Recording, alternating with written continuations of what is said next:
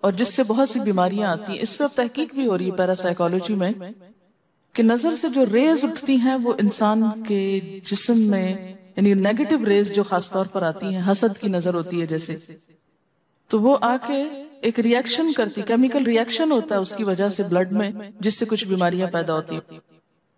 حدیث میں آپ کو سنا دیتی ہوں. حضرت ام سلمہ سے روایت ہے کہ آپ صلی اللہ علیہ وسلم نے ایک لڑکی کے چہرے پر کالے پیلے رنگ کا نشان دیکھا تو آپ نے فرمایا اسے نظر بد لگ گئی ہے، اس پر دم کرو. حضرت جابر کہتے ہیں کہ آپ صلی اللہ علیہ وسلم نے آل حزم کو سانپ کے ڈسنے کی وجہ سے دم کرنے کی رخصت دی، اور آپ نے اسما بنت امیس سے پوچھا کیا وجہ ہے کہ میرے بھتیجے کمزور ہیں، کیا فقر و فاقہ کا شکار ہیں، یعنی کھانے پینے کے باوجود یہ کیوں کمزور ہیں، کیا ان کو کچھ کھانے کو نہیں ملتا؟ انہوں نے کہا نہیں، بلکہ انہیں نظر بد بہت جلد لگ جاتی ہے. تو آپ نے فرمایا ان پر دم کیا کرو. یعنی جس بیماری کی سمجھ میں نہ آئے کہ کھائے پیے بھی انسان جوان بھی ہو لیکن اس کو صحت ہو ہی نہ، کوئی ظاہری سبب معلوم ہی نہ ہو، تو ایسے شخص پر دم کرنا چاہیے. حضرت عائشہ صدیقہ کہتی ہیں کہ رسول اللہ صلی اللہ علیہ وسلم نظر بد کی وجہ سے دم کرنے کا حکم دیتے تھے. حضرت انس کہتے ہیں کہ آپ صلی اللہ علیہ وسلم نے نظر بد اور بچھو وغیرہ کے ڈسنے سے اور پھوڑوں سے دم کرنے کی اجازت دی، یعنی پھوڑے وغیرہ جو ہوتے ہیں نا اس پر بھی دم کی اجازت دی. تو جسمانی بیماری ہے نا. اور نظر کے بارے میں تو یہ بھی کہا گیا ہے، حدیث میں آتا ہے کہ نظر بد کا لگنا حق ہے، انسان کو اونچے پہاڑ سے گرا سکتی. کیونکہ ہوتا کیا ہے کہ جب ایک خاص اینگل سے دیکھا جاتا ہے تو دوسرے انسان کے جسم میں جیسے لرزہ سا آ جاتا ہے نا اور انسان ہل جاتا ہے. اس کی دلیل قرآن میں بھی ہے. ایک سورت کے آخر میں آتا ہے وَإِن يَكَادُ الَّذِينَ كَفَرُوا لَيُزْلِقُونَكَ بِأَبْصَارِهِمْ لَمَّا سَمِعُوا الذِّكْرَ، کہ قریب ہے کہ کچھ کافر آپ کو اپنی نگاہوں سے کیا کر دیں، پھسلا دیں جب یہ قرآن سنتے ہیں. یعنی وہ سننے نہیں آتے تھے، صرف آپ کو گھورتے رہتے تھے. اور کس لیے گھورتے رہتے تھے؟ تاکہ آپ بول نہ سکیں، آپ لرز جائیں، ڈگمگا جائیں، اپنا کام چھوڑ دیں. بری نیت سے آتے تھے. وَيَقُولُونَ إِنَّهُ لَمَجْنُونَ، کہتے ہیں کہ یہ تو مجنون ہو گیا. آپ صلی اللہ علیہ وسلم نے فرمایا نظر بد حق ہے، اگر تقدیر سے کوئی چیز سبقت لے جا سکتی ہوتی تو وہ نظر بد ہے. پتہ کیسے چلے؟ چل جاتا ہے. پتہ کیوں نہیں چلتا؟ مثلا آپ کا بچہ ہنس رہا تھا، کھیل رہا تھا، دودھ پی رہا تھا کہ اچانک کوئی شخص آیا اور جب وہ اٹھا تو بچے نے شور کرنا شروع کر دیا. اور پتہ چل جاتا ہے. بعض اوقات گھر ہی کے لوگوں کی لگ جاتی، بعض اوقات محبت سے بھی لگ جاتی کہ بچہ کھیل رہا تھا، آپ دیکھتے کہ وہ گر پڑا، اچانک رونا دھونا شروع ہو گیا، سر پٹ گیا. حدیث میں آتا ہے نظر بد انسان کو موت تک اور اونٹ کو ہانڈی تک پہنچا دیتی. اونٹ کو ہانڈی تک پہنچانے کا مطلب کیا ہے؟ ذبح کرنا پڑ جاتا ہے، تڑپنے لگتا ہے. آپ صلی اللہ علیہ وسلم نے فرمایا اللہ کی قضاء اور تقدیر کے بعد سب سے زیادہ نظر بد کی وجہ سے میری امت میں اموات ہوں گی. آپ صلی اللہ علیہ وسلم نے فرمایا نظر بد سے اللہ کی پناہ طلب کیا کرو، کیونکہ نظر بد کا لگنا حق ہے. اسما بنت امیس نے آپ سے گزارش کی کہ بنو جعفر کو نظر بد لگ جاتی ہے تو کیا وہ ان پہ دم کر سکتی ہیں؟ آپ نے فرمایا ہاں، یعنی ایک عورت بھی دم کر سکتی ہے. اور اگر تقدیر سے کوئی چیز سبقت لے جانے والی ہوتی تو وہ نظر بد ہے. آپ نے فرمایا بے شک نظر بد انسان پر اثر انداز ہوتی ہے، حتیٰ کہ اگر وہ ایک اونچی جگہ پر ہو تو نظر کی وجہ سے گر بھی سکتا ہے، یعنی فزیکلی بھی اثر انداز ہوتی. اور آپ دیکھیں کہ وہ قرآن پاک میں نہیں آتا وَمِن شَرِّ حَاسِدٍ إِذَا حَسَدَ، اور حاسد کے شر سے جب وہ حسد کرے. تو نظر بد ہوتی کس کی ہے؟ حاسد کی ہوتی. بری نظر کس کی ہوتی ہے؟ حاسد کی. تو جو صبح شام 3 دفعہ یہ پڑھتے رہے ان کو حاسد کچھ نہیں کر سکتے، ان کا کچھ نہیں بگاڑ سکتے، جتنا چاہیں گھورتے رہے. اسی طرح ابن کثیر نے کہا کہ نظر بد کا اللہ کے حکم سے لگنا اور اثر انداز ہونا حق ہے. تو جب اللہ کی پناہ لیتے ہیں نا قل اعوذ برب الفلق قل اعوذ برب الناس، تو آپ نے اللہ کے پناہ لے لی، شیلٹر میں آ گیا. اب ہر چیز بیکار ہو رہی ہے، سب نظریں وظریں. اور اگر لگتی بھی ہے انسان کو تو کس سے؟ اللہ کے اذن سے لگتی. حافظ ابن حجر کہتے ہیں کہ نظر بد کی حقیقت کچھ یوں ہے کہ ایک خبیث الطبع انسان اپنی حاسدانہ نظر جس شخص پر ڈالے تو اسے نقصان پہنچے. ابن قیم کہتے ہیں کچھ کم علم لوگوں نے نظر بد کی تاثیر کو باطل قرار دیا ہے اور ان کا کہنا ہے کہ یہ محض توہم پرستی ہے اور اس کی کوئی حقیقت نہیں، لیکن حقیقت یہ ہے کہ یہ لوگ سب سے زیادہ جاہل اور ارواح کی صفات اور ان کی تاثیر سے ناواقف ہیں اور ان کی عقلوں پہ پردہ پڑا ہوا ہے، جبکہ تمام امتوں کے عقلاء باوجود اختلاف مذاہب کے نظر بد سے انکار نہیں کرتے، یعنی صرف اسلام میں نہیں دیگر مذاہب میں بھی یہ کانسیپٹ پایا جاتا ہے، اگرچہ نظر بد کے سبب اور اس کی جہت تاثیر کے سلسلے میں ان میں اختلاف ہے۔ پھر کہتے ہیں اس میں کوئی شک نہیں کہ اللہ تعالیٰ نے جسموں اور روحوں میں مختلف طاقتیں اور طبیعتیں پیدا کی ہیں اور ان میں کئی خواص اور اثر انداز ہونے والی کیفیات ودیت کی ہیں۔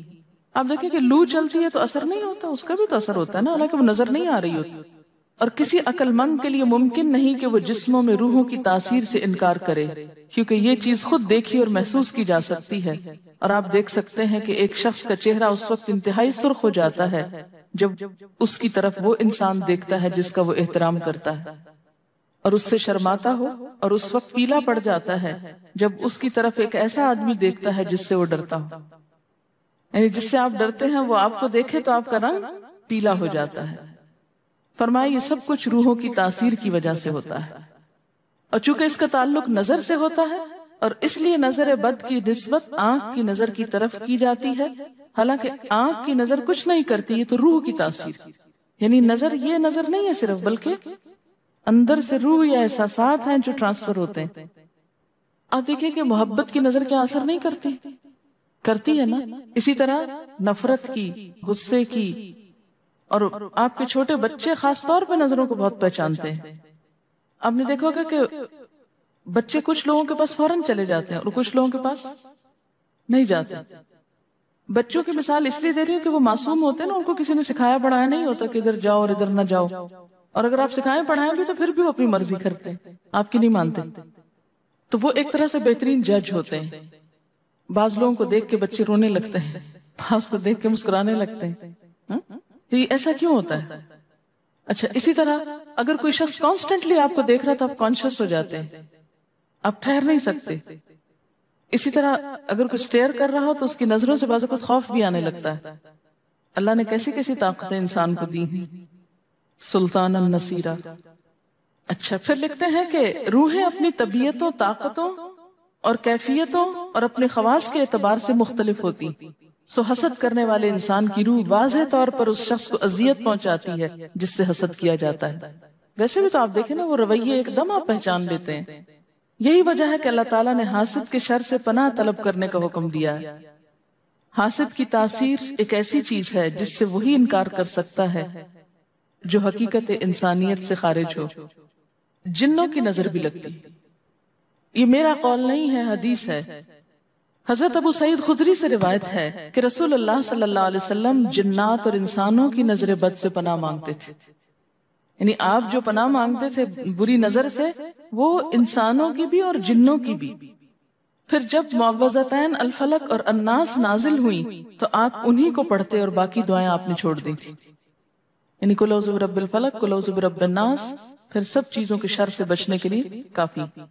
یاد رکھیے بعض اوقات اپنی نظر بھی لگتی ہے، خود کو بھی نظر لگتی ہے۔ اسی طرح جب لباس اتارا جاتا ہے نہانے کے لیے مثلا، تو اس وقت بھی دعا سکھائی گئی، بسم اللہ پڑھنی چاہیے، بیسیکلی بسم اللہ پڑھ کر اتارنے چاہیے، اور اس کے علاوہ اعوذ بکلمات اللہ التامات من شر ما خلق بھی پڑھ سکتے ہیں۔ آپ کو معلوم ہے کہ ٹوائلٹ میں جانے سے پہلے بھی دعا سکھائی گئی، کیونکہ جنات کے ٹھکانے گندی جگہوں پر ہوتے ہیں۔ اللہم انی اعوذ بک من الخبث والخبائث، خبیث جنوں اور خبیث جننیوں، خبائث سے تیری پناہ میں آتا۔ یہ دعا کیوں سکھائی گئی؟ اسی لیے کہ اگر آپ وہاں پر موجود ہیں اور خصوصاً اگر آپ بے لباس ہیں تو بھی ایسی چیزوں کی نظر بھی لگ سکتی ہے اور وہ چیزیں اثر انداز بھی ہو سکتی ہیں۔ اسی لیے بلا ضرورت تنہائی میں بھی بے لباس ہونے سے منع کیا گیا ہے۔ بعض لوگوں کی عادت ہوتی ہے نا کہ وہ نہانے بیٹھتے ہیں تو وہی کپڑے دھونے شروع کر دیتے ہیں، اور نہیں، بس فوراً اپنے آپ کو ڈھانکنے کی کوشش کریں، بلا ضرورت زیادہ دیر بے لباس نہ رہیں۔ ایک حدیث میں آتا ہے، ابو امامہ کہتے ہیں کہ میرے باپ سہل بن حنیف نے غسل کا ارادہ کیا اور جب قمیص اتاری تو عامر بن ربیعہ ان کی طرف دیکھ رہے تھے۔ ان کا رنگ انتہائی سفید تھا اور جلد بہت خوبصورت تھی۔ عامر نے دیکھتے ہی کہا، میں نے آج تک اتنی خوبصورت جلد کسی کنواری لڑکی کی بھی نہیں دیکھی۔ ان کا یہ کہنا تھا کہ سہل کو شدید بخار شروع ہو گیا۔ چنانچہ نبی صلی اللہ علیہ وسلم کو یہ قصہ بتایا گیا اور آپ سے یہ بھی کہا گیا کہ سہل کی حالت یہ ہے کہ وہ سر بھی نہیں اٹھا سکتا۔ آپ نے پوچھا، کیا تمہیں کسی پہ شک ہے؟ انہوں نے کہا، جی ہاں، عامر بن ربیعہ پہ ہو سکتا ہے۔ آپ نے انہیں بلوایا اور ناراضگی کا اظہار کرتے ہوئے فرمایا، تم میں سے کوئی ایک کیوں اپنے بھائی کو قتل کرتا ہے؟ کیا تم بارک اللہ نہیں کہہ سکتے تھے؟ اس لیے اب غسل کرو، اور اس غسل کا پانی کس پہ ڈالا جائے؟ جس کو نظر لگی۔ عامر نے اپنا چہرہ، ہاتھ، کوہنیاں، ٹخنے، پاؤں اور اپنی چادر کے اندرونی حصے دھوئے، پھر اسی پانی کو آپ نے سہل کے اوپر پیچھے سے بہا دیا، یہ نہیں کہ اس کے منہ پہ ڈالنا، پیچھے سے بہا دیا، اور سہل فوراً ٹھیک ہو گئے۔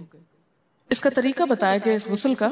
ابن شہاب زہری کا کہنا ہے کہ ہمارے زمانے کے علماء نے غسل کی یہ کیفیت بیان کی ہے، جس آدمی کی نظر لگی ہو اس کے سامنے ایک برتن رکھ دیا جائے جس میں وہ سب سے پہلے کلی کرے اور پانی اسی برتن میں گرائے، پھر اپنا چہرہ دھوئے، پھر اسی پانی کے ذریعے اپنے ہتھیلیاں، دائیں ہاتھ اور ہتھیلی پہ پانی بہائے، پھر بائیں پر، اور پھر دائیں کوہنی پر، پھر بائیں کوہنی پر، پھر بائیں ہاتھ سے اپنا دایاں پاؤں دھوئے، پھر دائیں ہاتھ سے بایاں پاؤں دھوئے، اور پھر اسی طرح گھٹنوں پہ پانی بہائے، اور پھر یاد رہے کہ سارا پانی برتن کے اندر جائے، اور اس کے بعد جس شخص کو نظر لگی ہو اس کے سر کی پچھلی جانب سے وہ پانی ایک ہی بار بہا دیا جائے۔ حضرت عائشہ کہتی ہیں کہ جس شخص کو بری نظر لگتی اس کو اسی طرح غسل کروایا جاتا۔ اب بعض اوقات یہ نہیں پتا چلتا کس کی لگی، ایسی صورت میں پھر طریقہ کیا ہے علاج کا؟